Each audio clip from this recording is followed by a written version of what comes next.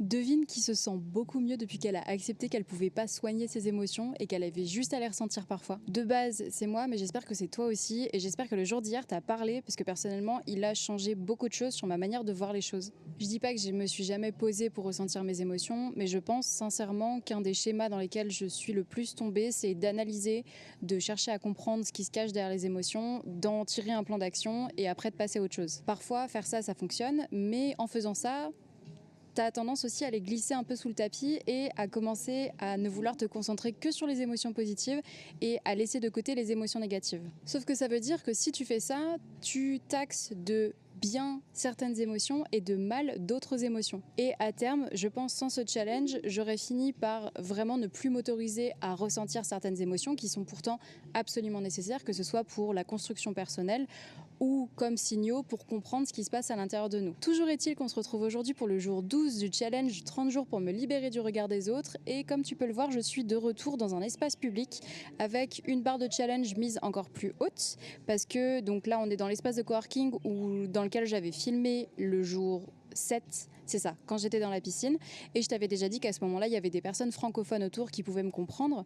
Aujourd'hui, je hausse encore la barre un peu plus haute parce qu'au-delà d'avoir une personne francophone à côté de moi, c'est une personne que je connais, une amie avec laquelle j'étais en train de travailler. Donc en plus du fait qu'elle peut comprendre ce que je dis, je peux avoir ses retours après, donc c'est d'autant plus compliqué pour faire la part des choses et être en tunnel vision. J'ai fait le choix de ne pas mettre mes écouteurs, même si je sais que ça aurait facilité l'immersion, parce que je me suis rendu compte que le jour d'hier, donc le jour 11, le son n'était pas incroyable et je pense que c'est notamment parce que je n'entendais pas les moments où il y avait des voitures qui passaient ou des problématiques sonores que j'aurais pu identifier et que j'aurais pu laisser passer plutôt que de les couper au montage. En dehors de ce paysage, j'espère que toi ça va bien et que si tu as traversé une difficulté émotionnelle comme celle que j'ai traversée hier et les jours d'avant, tu as réussi à prendre le temps et à te créer l'espace de les ressentir pour traverser ça. Parce que c'est vraiment la leçon que j'en tire des jours qui viennent de passer, c'est que c'est le genre de difficulté que tu ne peux pas contourner et même qu'il ne faut pas contourner. C'est le genre de difficulté à travers laquelle il faut passer si tu veux voir l'autre côté. Donc une fois n'est pas coutume, aujourd'hui on va faire un jour avec un format encore un peu différent par rapport à ceux des jours d'avant. Aujourd'hui j'ai fait un peu plus de recherches pour le jour 12 et je pense en toute sincérité et en toute transparence que c'est parce que vu que les 2 derniers jours je t'ai donné beaucoup d'intangibles et pas beaucoup de protocoles, je ressens le besoin de compenser en te donnant là cette fois-ci des informations très tangibles avec des pistes de réflexion très tangibles. Donc de toute façon, comme toujours, c'est des pistes de réflexion qui sont totalement inspirées de ma manière de voir les choses et de la façon dont j'aborde les choses dans ma vie. Ça ne veut pas dire que c'est la manière exacte de faire les choses. Si une façon ne résonne pas avec toi, laisse-la de côté, trouve ta manière de gérer les choses. Voilà, c'est pas un protocole parfait, c'est ce qui fonctionne avec moi. À toi de voir ce qui fonctionne avec toi. Mais ça peut déjà t'aiguiller au niveau des réflexions. Donc aujourd'hui, jour un petit peu particulier parce que je voulais te parler un peu plus en détail des mécanismes d'auto-sabotage. Je sais que c'est quelque chose qui nous arrive à tous, on a tous tendance à s'auto-saboter, surtout quand on veut faire des changements qui sont importants pour nous, mais qui sont qui donnent lieu à une vie complètement différente de celle qu'on a actuellement. L'auto-sabotage peut prendre énormément de formes, toutes plus subtiles les unes que les autres, et quand on remarque qu'on a tendance à s'auto-saboter, on pourrait se dire il faut juste arrêter. Sauf que ça ne marche absolument pas comme ça, parce qu'en réalité, quand tu t'auto-sabotes, c'est pas juste par plaisir de te voir rester misérable, c'est parce qu'il y a une partie de toi qui essaye de répondre à un besoin que tu ne vois pas encore. Et c'est là où le cerveau est incroyable, c'est qu'il crée énormément de mécanismes différents d'auto-sabotage dans lesquels tu peux tomber sans t'en rendre compte. Personnellement, les moments où je me rends compte que je suis en train de m'auto-saboter, c'est quand je fais régulièrement le même cycle, quand les mêmes pensées reviennent et quand je commence à avoir cette sensation d'impuissance et de me sentir démunie. Je sais que c'est à ce moment-là que je suis rentrée dans un cycle d'auto-sabotage. Les cycles peuvent durer plusieurs jours, plusieurs semaines ou plusieurs années. De ce que j'observe chez moi, plus je suis attentive à ces mécanismes-là et plus ils sont courts. Donc c'est-à-dire que plus j'y fais attention et plus je me rends compte tôt dans le cycle que je suis en train de m'auto-saboter. Donc j'espère que cet épisode t'aidera à remarquer ces comportements chez toi et que ça aura un effet identique. Aujourd'hui, je voulais te parler de 4 mécanismes d'auto-sabotage que j'ai rencontrés notamment depuis le début de ce challenge et très particulièrement ces derniers jours.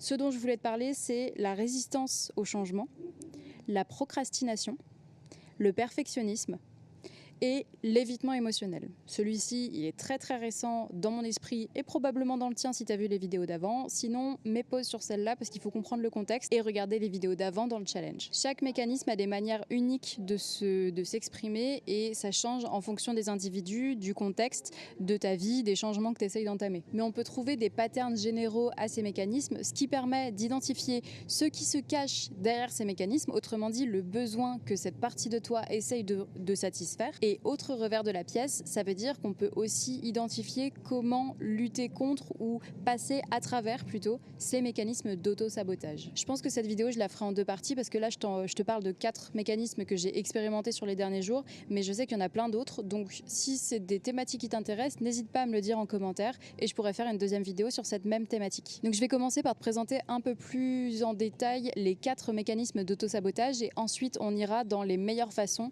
de traverser ces mécanismes-là pour voir ce qu'il y a de l'autre côté et déraciner cette problématique à la source. Premier mécanisme d'auto-sabotage, la résistance au changement. Ça, tu le connais parce que je t'en ai parlé dans les jours 4, je crois, entre 3 et 4, les moments où j'ai eu les premiers doutes. C'est ce moment-là où ton cerveau voit que tu es en train de prendre la direction de quelque chose qu'il ne connaît pas, qu'il ne comprend pas et dont il n'a pas encore eu l'expérience et qu'il essaye à tout prix de te garder dans la routine dans laquelle tu es aujourd'hui. Donc je te l'ai dit plusieurs fois, mais franchement, je pense qu'on le répétera jamais assez. Ton cerveau choisira toujours un malheur familier plutôt qu'un bonheur qu'il ne connaît pas encore. Donc même si tu es misérable dans ta vie, tant qu'il estime que tu es en sécurité, il va t'envoyer de la résistance au changement pour s'assurer que tu restes dans ta routine et que tu ne changes pas tes habitudes. Le deuxième mécanisme, tu le connais aussi bien que moi, c'est la fameuse procrastination. La procrastination, c'est la tendance à remettre toujours au lendemain ce qu'on est censé faire pour avancer en direction de notre objectif. Là où certaines personnes pourraient voir juste de la flemme ou un manque de motivation, parfois, la procrastination, c'est bien plus complexe que ça. Je te parle pas juste du moment où c'est dimanche, tu as la flemme et du coup tu repousses au lendemain. Je te parle vraiment de ça fait 3 semaines que tu repousses la même tâche ou ça fait plusieurs jours que tu regardes la tâche sur ta to-do list et que tu dis non, pas aujourd'hui. Et tu vois, c'est en tournant cette vidéo que je me rends compte que je suis tombée dans un mécanisme de procrastination sur le lancement de ma prochaine offre qui sort fin juin. Je sais exactement ce que je dois faire et comment je dois le faire et pourtant, d'une manière ou d'une autre, je n'arrête pas de repousser cette tâche au lendemain. Et pourquoi ça fait ça? Pourquoi on procrastine? Qu'est-ce qui se cache derrière? Le besoin qu'on cherche à satisfaire derrière, c'est la nécessité d'éviter une émotion qu'on estime négative ou désagréable. Donc par exemple, la honte, le rejet, l'incertitude ou tout simplement la peur. L'idée derrière la procrastination, c'est que tu peux passer énormément de temps à préparer quelque chose, mais au moment de le lancer, tu vas te mettre à procrastiner parce que tant que tu n'as pas lancé ce que tu as passé tant de temps à préparer, tu ne prends pas le risque de mettre ce que tu as préparé en face de la réalité et donc tu ne prends pas le risque d'expérimenter de la honte, du rejet, de la peur, la prise de risque parce que ton projet qui reste au stade théorique de préparation, il ne prend aucun risque. C'est un peu une manière de te préserver parce que tu préfères rester sur une théorie que tu imagines qui fonctionne plutôt que de la confronter avec la réalité et de faire face à l'éventualité qu'elle ne fonctionne pas. Troisième mécanisme d'auto-sabotage, c'est le perfectionnisme. Le perfectionnisme, c'est quand tu passes tout ton temps à peaufiner quelque chose et que tu rentres dans un cercle qui fait que ce n'est jamais assez bien. Donc tu attends le moment parfait pour lancer quelque chose. Tu fais que préparer un projet sans vraiment avoir l'intention de le lancer derrière. Tu fais que repousser. Il y a vraiment ce côté de c'est pas encore assez bien, c'est pas encore assez percutant, c'est pas encore assez. En général, quand on tombe dans le perfectionnisme, c'est parce qu'il y a une part d'angoisse en nous qui essaye de contrôler l'issue de quelque chose sur lequel on n'a pas le contrôle. Donc je reprends l'exemple de cette offre que je vais lancer fin juin. Je suis absolument alignée avec l'offre, je sais exactement ce que je vais faire, mais ce que je ne peux pas contrôler, c'est la réception de mes clientes, c'est la réception de mes prospects. Est-ce que ça va leur parler? Est-ce qu'elles vont vouloir en faire partie? Et donc si je ne me surveille pas de ce point de vue-là, par peur du manque de contrôle que j'aurai sur l'issue de moi qui sort cette offre, je risque de tomber dans le perfectionnisme. Refaire la même tâche plusieurs fois, faire la page de vente et la retoucher 6 fois d'affilée, puis après me rendre compte qu'il y a une autre technique marketing que je n'avais pas utilisée et retoucher une fois de plus ma page de vente. La retoucher pendant 3 semaines et arriver au moment où j'étais censée avoir sorti l'offre et en fait, il ne s'est rien passé parce que je n'ai rien lancé. Sauf qu'en parallèle de ça, moi j'aurais la sensation d'avoir passé toute ma vie à travailler, d'avoir mis toute mon énergie dans un projet et d'avoir du coup donné naissance à un projet qui n'a pas eu de résultat. En réalité, j'aurais pas vraiment donné naissance à ce projet parce que j'aurais fait toutes les étapes préparatoires, mais je ne l'aurais jamais confronté à la réalité. Ça, c'est une version poussée du perfectionnisme. Donc je pense que tu commences à avoir l'intérêt de les identifier pour éviter de tomber dedans, surtout si tu veux lancer une entreprise ou que tu as des projets en side business qui te tiennent à cœur. Et le quatrième mécanisme d'auto-sabotage, c'est l'évitement émotionnel. Celui-ci, il est extrêmement frais dans mes mémoires et même dans tous mes ressentis.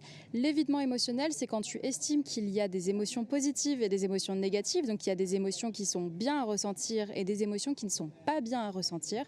Ces émotions pas bien à ressentir, ton cerveau les estime comme étant dangereuses. Quand tu es dans l'évitement émotionnel, tu le sais parce que tu m'as vu le faire pendant les 2 jours qui précèdent, tu vas passer beaucoup de temps à regarder tes émotions, à les analyser, à comprendre ce qui se cache derrière, quels sont les signaux, qu'est-ce que ça indique, qu'est-ce que tu dois faire, à établir un plan d'action pour éviter de ressentir à nouveau ces émotions. En gros, tu vas être dans l'analyse et le rationnel plutôt que de prendre le temps de ressentir tes émotions et de t'asseoir avec.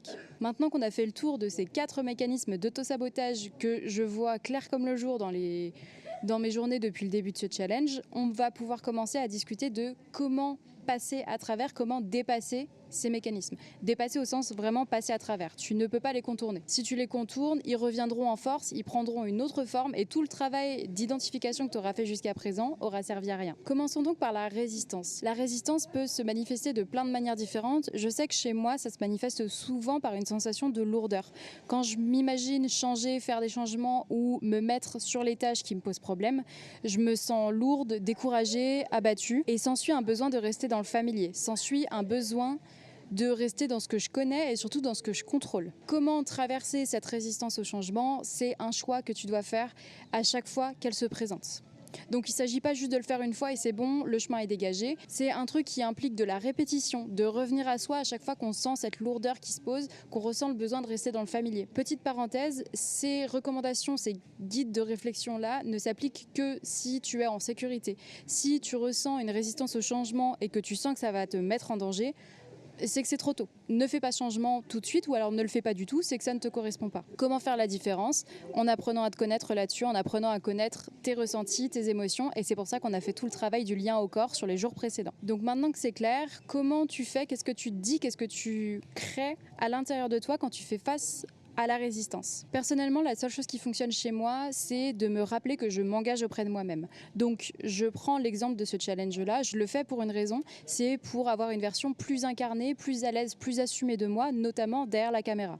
Devant la caméra, toujours devant la caméra. Je ne sais pas si c'est un lapsus révélateur que je continue à faire, mais du coup, devant la caméra. Une version plus assumée devant la caméra. C'est la seule chose qui fonctionne chez moi. C'est me souvenir de ce que je veux, de ce que je vise. Tu sais, cette version de toi, cette partie de toi que tu aimerais développer, qu'on a identifiée au début de ce challenge, c'est te souvenir d'elle. C'est la voir vraiment comme objectif de l'autre côté de cette difficulté. Ce qui aide beaucoup aussi, c'est de réduire l'ampleur du changement. Donc si, imaginons au début du challenge, je m'étais imaginé prendre la parole spontanément devant 500 personnes, ça m'aurait terrifiée. Et ce genre de choses, j'aurais même pas commencé à avancer en direction de ça parce que c'est juste trop gros pour l'instant. En revanche, l'idée de me filmer, d'avoir le contrôle sur le montage, en n'ayant certes pas préparé grand-chose, mais en étant quand même à l'aise sur l'issue, là c'est ok. Là c'est un changement que je peux embrasser et vers lequel je peux me diriger. Donc rappelle-toi pourquoi tu fais ça et réduis l'ampleur du changement pour pouvoir continuer à avancer. Le but en fait, c'est de rappeler à ton cerveau que ce que tu fais, tu le fais de manière sécurisée. Même si ça lui semble dangereux parce qu'il ne le connaît pas encore, tu ne le fais pas de manière déraisonnable,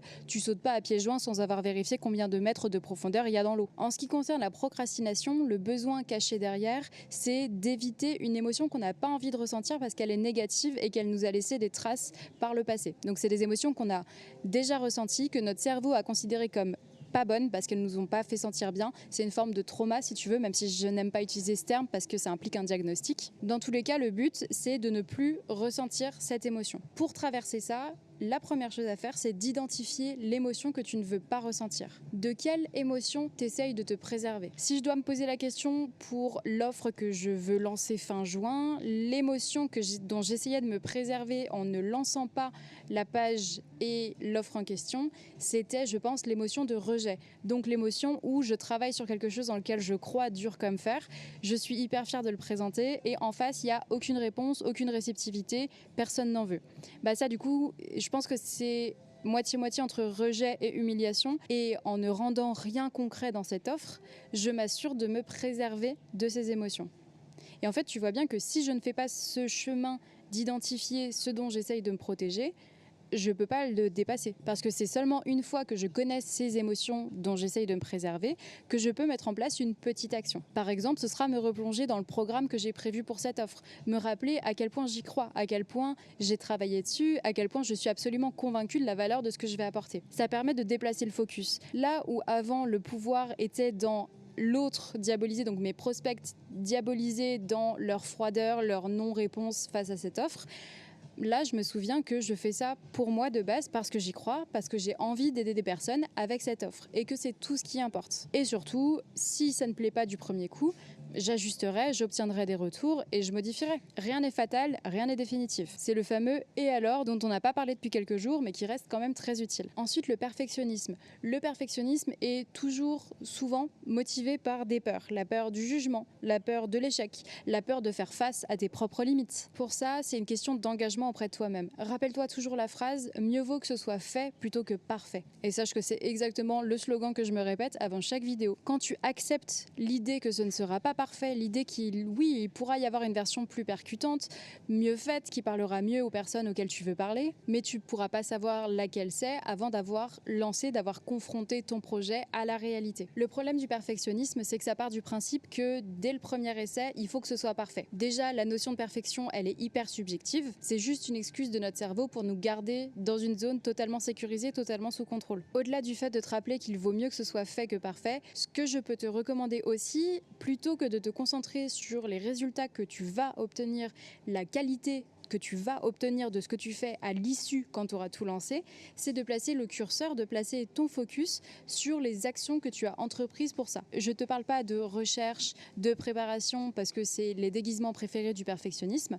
Je te parle d'actions concrètes, en lien avec la réalité. Donc ne mesure pas la qualité de ce que tu fais aux résultats que tu vas obtenir, mesure-la aux actions que tu as entreprises. Et pour finir, on termine la jolie boucle avec l'évitement émotionnel. Si tu es dans l'évitement émotionnel, si tu te rends compte qu'il y a trop de fois où tu as glissé tes émotions sous le tapis, que tu as essayé d'en tirer quelque chose, un plan d'action, et que ça commence à devenir compliqué de sortir de ce cycle, il n'y a pas de mystère, il va falloir te poser pour ressentir les émotions. On en a parlé hier, crée un sas d'espace et où tu as suffisamment de temps pour prendre le temps de t'asseoir avec tes émotions. Une chose qui m'a vraiment aidée hier, à un moment, j'ai une vague d'anxiété qui est montée. Donc j'ai le ventre qui s'est serré, la respiration qui s'est un peu bloquée. D'habitude, j'essaye de comprendre ce qui se passe, pourquoi ça monte comme ça, d'où ça vient, qu'est-ce que ça indique et comment je peux faire pour ne plus ressentir ça.